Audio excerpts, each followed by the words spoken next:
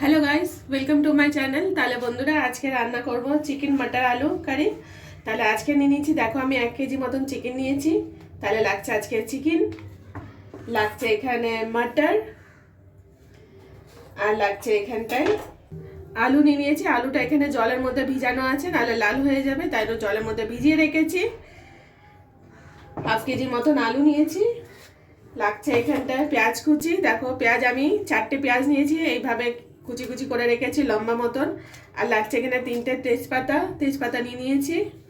লাগছে এখানে আদা রসুনের পেস্ট, 2 চামচ মতন আদা রসুনের পেস্ট নিয়েছি। লাগছে এখানে গুঁড়ো লঙ্কা, নুন, জিরে পাউডার, ধনে পাউডার, আর এটা আছে মিট মশলা, ঠিক আছে, স্বাদ অনুসারে নুন আছে। এটা গোটা গোলমরিচ আছে, গোটা জিরে, আর লাগছে কাঁচা লঙ্কা। এটা আছে ফুড কালার, যে কোনো ফুড কালার তোমরা নিতে পারো, তা আমি অরেঞ্জ কালারটা নিয়েছি। আর লাগছে রান্নার সাদা তেল, তোমরা সাদা তেল বা সর্ষে তেল যে তেলটা ইউজ করবে সেই তেলটা ইউজ করতে পারো। আর লাগছে আন্দাজ মতন জল। তাহলে বন্ধুরা আজকে আমি রান্নাতে এবার আমি মাংসর মধ্যে আমি প্রথমে করব কি, এখানে দেখো ফুড কালারটা কিছুটা দিয়ে দেবো আন্দাজ মতন, একটু জাস্ট অল্প, আর একটুখানি দেখো আমি নুন দিচ্ছি। এবার মাংসটা ভালো করে মাখিয়ে নিতে হবে, যাতে প্রত্যেকটা মাংসতে সুন্দর করে ফুড কালারটা মিক্স হয়ে যায়। দেখো আমি লেগ পিসগুলো এইভাবে ছিঁড়ে দিয়েছিলাম, সুন্দর লাগছে না? এবার সবগুলো দেখো সুন্দর করে মিক্স হয়ে গেছে। তাহলে এবার আমি গ্যাসটা অন করে, বন্ধুরা আমি দেখো গ্যাসটা অন করে নিচ্ছি। প্যানটা গরম হয়ে গেছে, এবার রান্নার সাদা তেল আমি ঢেলে দিচ্ছি আন্দাজ মতন, আমি খুব বেশি দিলাম না, অল্পখানি দিয়েছি। প্যানটা ভালো করে গরম করে নিতে হবে তেলটা প্যানের। দেখো বন্ধুরা প্যানটা আমার গরম হয়ে গেছে। এবার প্যানের মধ্যে আমি আস্তে আস্তে করে এক একটা পিস ছেড়ে দেবো, খুব সাবধানে ছাড়বে।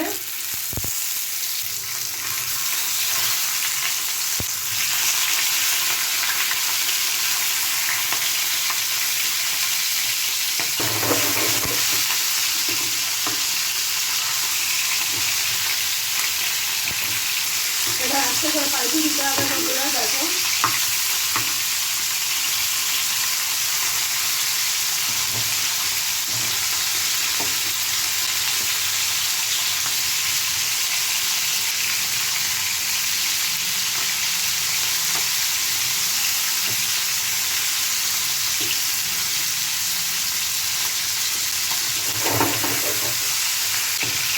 তাহলে বন্ধুরা দেখো যেগুলো ফ্রাই হয়ে গেছে সেগুলো এক একটা করে তুলে নিচ্ছি, তাতে সুন্দর কালার হয়ে গেছে।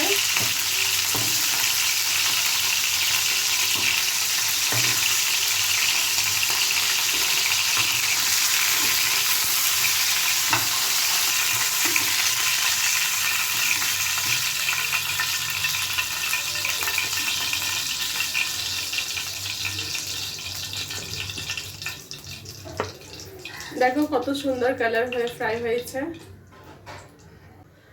দেখো বন্ধুরা আমি কড়াটা বসিয়েছি।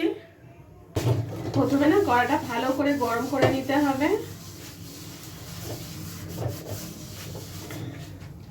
কড়াটা যখন গরম হয়ে যাবে, দেখো এখানে আমি জিরে আর গোলমরিচটা রেখেছিলাম, এটা আগে সবার আগে ফ্রাই করে তুলে নেব, ঠিক আছে। তা আগে আমি গোলমরিচগুলো দিয়ে দিচ্ছি। এটা আগে কিছুক্ষণ 2-3 মিনিট মতন ভালো করে গরম হয়ে গেলে তারপর ওর মধ্যে জিরেগুলো দিয়ে দিচ্ছি। দেখো এটা না যখন গরম করবে দেখবে খুব সুন্দর সেন্ট আসবে মশলা গরম হওয়ার।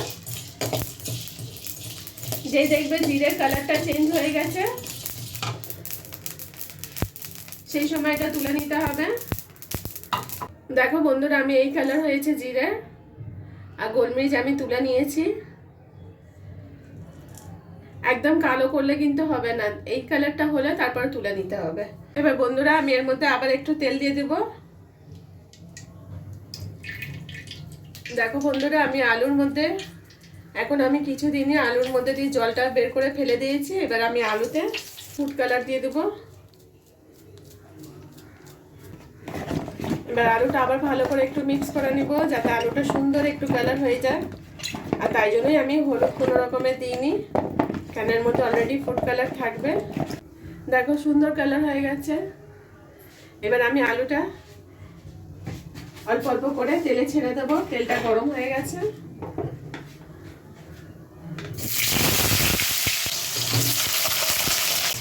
কালার আজকে এমনি রেড হয়ে গেছে।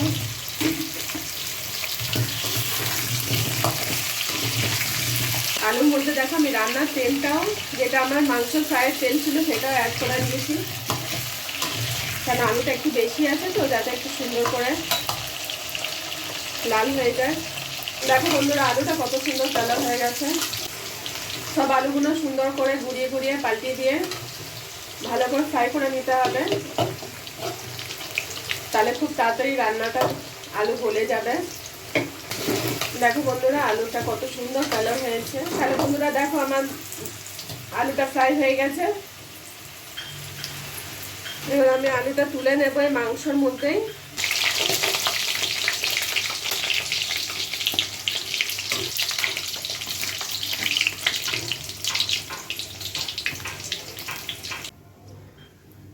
দেখো এইভাবে আমি আলুগুলো ফ্রাই করে সব তুলে নিয়েছি।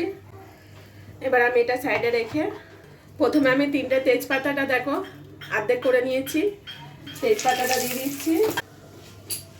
এবার এর মধ্যে আমি পেঁয়াজ কুচিগুলো দিয়ে দেব। সাথে দেখো এক সসপ্যান আমি গরম জল আমি বসিয়ে দিয়েছি রান্নাতে দেবার জন্য। এক সসপ্যান বসিয়েছি। এবার যতটা প্রয়োজন হবে অতটা আমি জল দেব। এবার দেখো বন্ধুরা আস্তে আস্তে কালারটা চেঞ্জ হচ্ছে।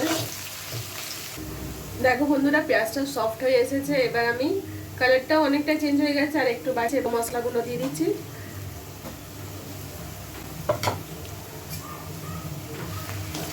এবার এটা ভালো করে আগে পেঁয়াজের সাথে ফ্রাই করে নেব, ঠিক আছে? তাহলে কি হবে, পেঁয়াজটাও ফ্রাই হয়ে যাবে, মশলাটাও ফ্রাই হয়ে যাবে, আর মশলা খুব তাড়াতাড়ি কষা হয়ে যাবে। গুঁড়ো মশলার কোনো রকমের স্মেল থাকবে না, রান্নার সেন্ট অনেক আর টেস্টটাও অনেক বেশি ভালো আসবে। যেহেতু নুন দেওয়া আছে না, তো তাড়াতাড়ি এটা লাল হয়ে যাবে পেঁয়াজটা। এটা দেখবে খুব বেশি সময় লাগবে না পেঁয়াজটা লাল হতে, আর মশলাটা লাল হওয়ার জন্য পেঁয়াজের সাথে।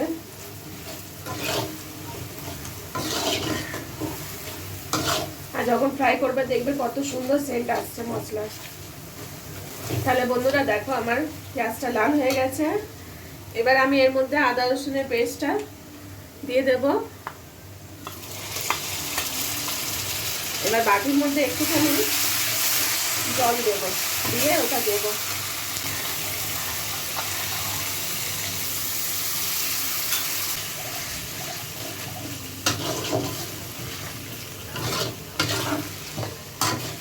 দেখো বন্ধুরা যখন মশলার মধ্যে দিয়ে তেলটা ছেড়ে দেবে বুঝবে মশলাটা কষা হয়ে গেছে। আর এটা খুব বেশি টাইম লাগবে না, যেহেতু আমরা গুঁড়ো মশলার স্মেল আগেই করে দিয়েছি ফ্রাই করে, কেন দেওয়ার সাথে সাথে খুব টাইম লাগবে না মশলা কষার জন্য। শুধু আদা রসুনটা একটুখানি কষা নিতে হবে এর মধ্যে। তোমরা এইভাবে রান্না করে খেয়ে দেখো, দেখবে কত সুন্দর একটা টেস্ট আছে তরকারি। তাহলে বন্ধুরা দেখো তেল ছেড়ে দিয়েছে সাইডে, তেল জানি না তোমরা দেখতে পাচ্ছ কিনা। হ্যাঁ, এবার আমি মাংস আর আলুটা দিয়ে দেবো একসাথে।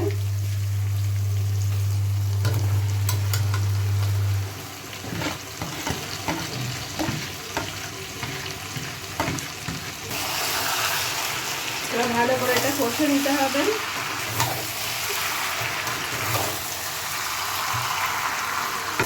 তোমরা কিন্তু এর মধ্যে কেউ ঠান্ডা জল দেবে না, ঠান্ডা জল দিলে কিন্তু তরকারির টেস্টটা একদম ভালো হবে না, তাই না? এর মধ্যে গরম জলই দিতে হবে।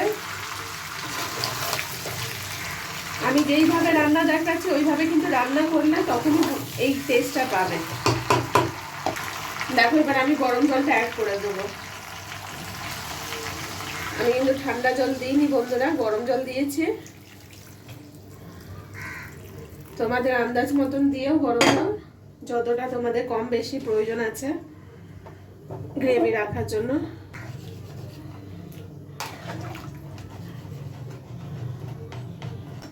এবার যখন সব হয়ে গেছে এর মধ্যে এবার আমি মাটনগুলো দিয়ে দেবো।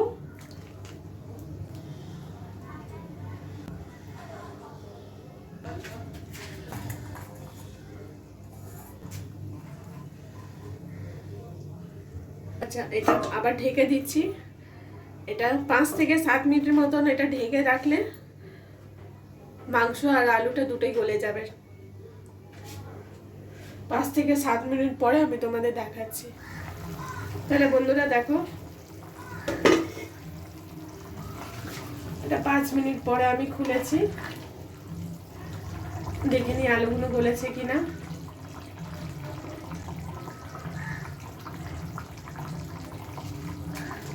দেখো আলুগুলো গলে গেছে ভালো করে সুন্দরভাবে। এবার এর মধ্যে কটা কাঁচা লঙ্কা আমি দিয়ে দিচ্ছি। তোমরা দিলে দিতে পারো, না দিলে স্কিপ করতে পারো, এমনি কিছু ব্যাপার না। বাস আমি এবার রান্নাটা বন্ধ করে দিচ্ছি, ঠিক আছে? এটা বন্ধ করে দেব, দিয়ে এটা ঢেকে রাখবো। এবার আমি এখানে না জিরে গোলমরিচটা যেটা ফ্রাই করে রেখেছিলাম এটা এবার আমি বেটে নেব, ঠিক আছে?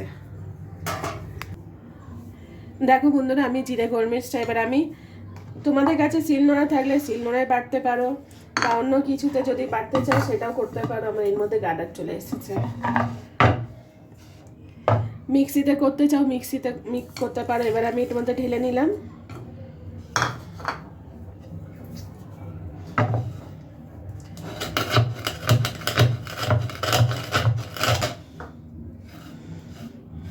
এটা এইভাবে বাটলে না এত সুন্দর সেন্ট আসে।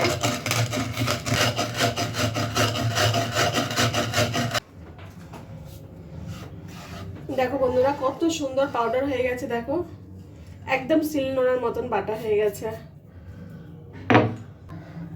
তাহলে বন্ধুরা দেখো, এবার আমি ঢাকনাটা খুলে দিলাম।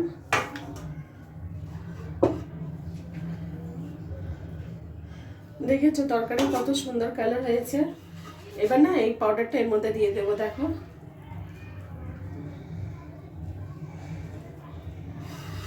এই রান্নাটা আমার বাড়িতে জানো আমার মা করতো।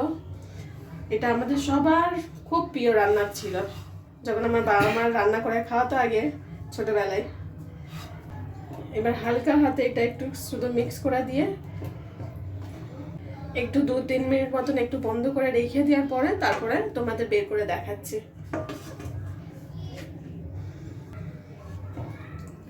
তাহলে বন্ধুরা দেখো, এবার আমি বাটির মধ্যে এটা বের করে নেব।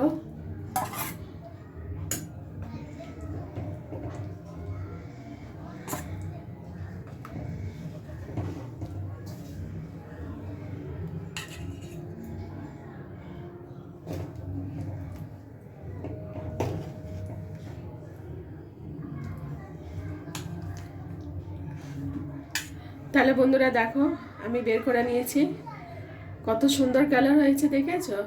যদি আমার রান্না ভালো লেগে থাকলে তাহলে অবশ্যই ভাবে লাইক কমেন্ট সাবস্ক্রাইবটা করো, আর প্লিজ শেয়ার করে দিও। আর যদি ভালো লাগে তাহলে একটু আমাকে জানিও যে হ্যাঁ সত্যি তোমার রান্নাটা ভালো লেগেছে। এইভাবে আমার সাথে আমার পাশে থেকো। Thank you for watching.